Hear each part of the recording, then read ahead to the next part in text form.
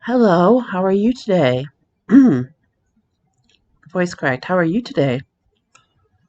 Um, this is the next of my backstory of what happened to me uh, in Popcorn Planet and its community. My first episode. It's not drama, it's dangerous. That talked about the beginning of all the stuff that happened last February. And today is my next post on my blog. And obviously it's going to be the next video. And so here it is, moral obligations of, for, and within a community. I've previously written about the wonderful community that has grown from Popcorn Planet's coverage of the Gabby Petito case. At the heart of it is a group of people, a group of trauma and abuse survivors and those that wish to support him.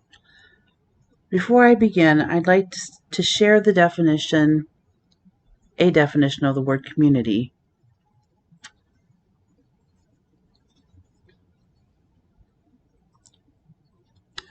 Is a feeling of fellowship with others as a result of sharing common attitudes, interests, and goals. Let that sink in. Feels good, doesn't it? What happens when someone purposefully takes a wrecking ball to said community without understanding its core values? Chaos ensues. Good people are hurting. Drama becomes dangerous. What has been built starts to crumble. Members struggle to grasp hold of what feels like a sinking ship. Moral obligations for a community, also known as leadership. Perhaps the leaders of PCP and its acknowledged affiliates have no idea what they were doing when they created this community. That's fine, understandable, and totally forgivable. They endowed certain members with leadership roles, aka moderators. In the chat of a YouTube stream, moderators do their best to keep the conversation respectful. I am or was a quote mod in training, so do not have the access that senior mods do. However, I was chosen because of the behavior I exhibited, not only in the YouTube chat, but also in their Telegram chat. I care about people and have always had the urge to help. Delegation is key to keeping a community running. Community running. Open and honest communication is also helpful.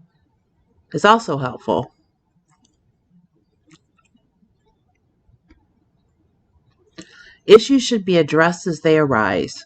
Chain of command should be clear.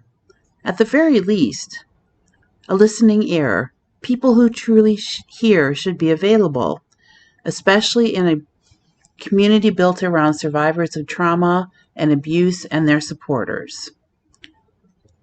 Moral obligations for a community, aka goals and outreach.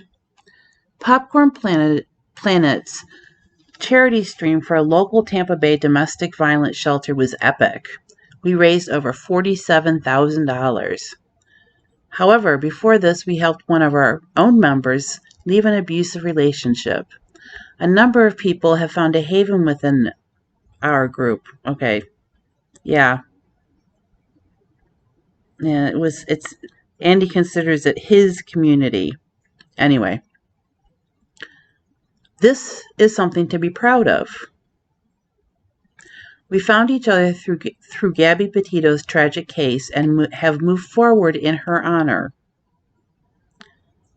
At least that was my impression at the time. Members are encouraged to share their stories if they're comfortable. We follow each other. We were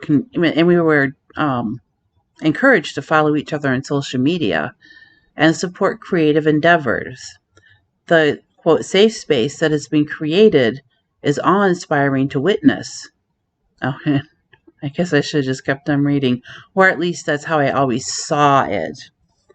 Moral obligations within a community. When you join a group, be sure you understand what it's about. When a group of trauma and abuse survivors and their supporters realize, within a group of trauma and abuse survivors and their supporters realize that they are amongst the most vulnerable. They are also incredibly resilient and very strong. Being able to vent is important. Those witnessing these vents need to understand that they are being given a precious gift. This dynamic is based on trust. If that trust is violated, horrid things can ensue. There are some within his community that seem hell-bent on destroying it from within. Private messages taken out of context and shared for the sole purpose of wreaking havoc makes absolutely no sense to me. These are apparently, quote, proof of some sort. What they're actually proof of, in my opinion, is that one person didn't like another and has decided to go scorched earth on them. Those who seemingly believe this proof needs to ask themselves just why these things are being shared. Is there an underlying cause? Is the underlying cause of greater good? No, it is not, in my opinion. What is the greater good? Any action you take that serves others in a positive way is a greater good. We should all strive to be a better person today than we were yesterday. If we stumble, that's fine. What matters is that you get back up and keep going. That's one of Andy's mottos, so I had to use it in here. Because remember, this is back in February. Choices we make today may be different than the ones we make tomorrow. Each of us can only do the best that we can with the information we have available. And when, if somebody, forgiveness should always be a possibility. At the very least, forgive yourself. Because like I said, you do the best you can with the information you have available at the time. You might learn something different in the next 5 minutes that makes how you just reacted, questionable at best. So you also have to be able to say, whoops, I screwed up. I'm sorry. And I did not get any of that when all of this went down. None of us that ended up at those of us that were made scapegoats, I just lost exactly where I was.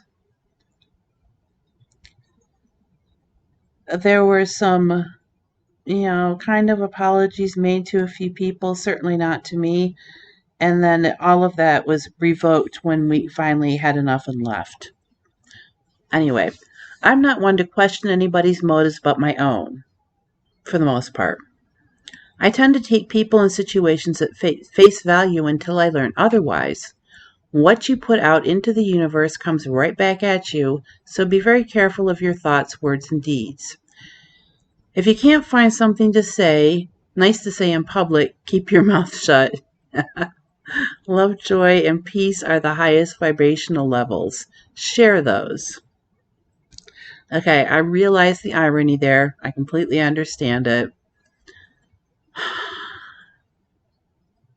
But I did do the video I did yesterday. I said sometimes you have to say not nice things in order to serve the greater good.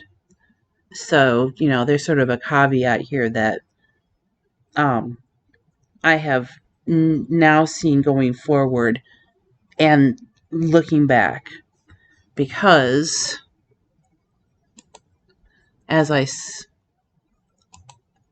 hindsight is always 2020.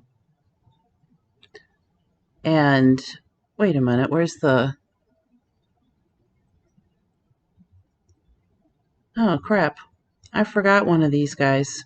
Hang on for just a second. Hindsight is always 2020. looking back on the people you trusted or thought you knew, you realize you didn't know them at all and shouldn't have trusted them with anything. And that really describes that whole situation. Thank you so much for watching.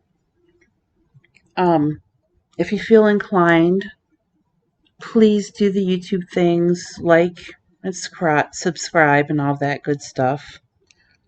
I hope you have a wonderful day. I wish you all much peace and love.